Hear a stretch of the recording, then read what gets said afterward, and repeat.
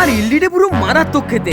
আমরা সবসময় সমাজের এমন কিছু মানুষের কথা তুলে ধরি যাদের কথা সত্যি খুব তুলে ধরা দরকার। এই মানুষটি দীর্ঘ 14 থেকে 15 বছর ধরে রোজ জল বৃষ্টি উপেক্ষা করে একইভাবে সাইকেলে করে পুরো শহরে ইডলি বিকে আসছে। তো কাকার কাছে কি কি আছে দেখা যায়। প্রথমে আমাদের চোখে পড়লো একদম নরম তুলতুলে ইডলি, আর তারপরেই দেখতে পেলাম একদম কলা পাতায় মোড়া ধোসা, সাথে একদম সাউথের চাটনি এবং সাম্বার তো ছিল। কাকাকে আমাদের জন্য এক প্লেট ইডলি সাজাতে বললাম। এই 3 পিস ইডলির দাম মাত্র 10 টাকা। তারপরে প্লেটে চলে এলো আমাদের চাটনি এবং গরম গরম সাম্বার, আর মাত্র 10 টাকা সমাজের সকল স্তরের মানুষদের জন্য পেট ভরে যাওয়ার মতো খাবার। আর দেখতে পাচ্ছ ইডলিগুলো একদম পুরো নরম তুলতুলে। আর আমি খেয়ে যা বুঝলাম সত্যি খেতে কিন্তু আমার মোটামুটি ভালোই লাগলো। এই 10 টাকার প্লেটটিতে কিন্তু তোমাদের পেট ভর্তি হয়ে যাবে, আমি গ্যারান্টি দিয়ে বলতে পারি। কাকা তুমি কত বছর ধরে এই কাজটি করছো?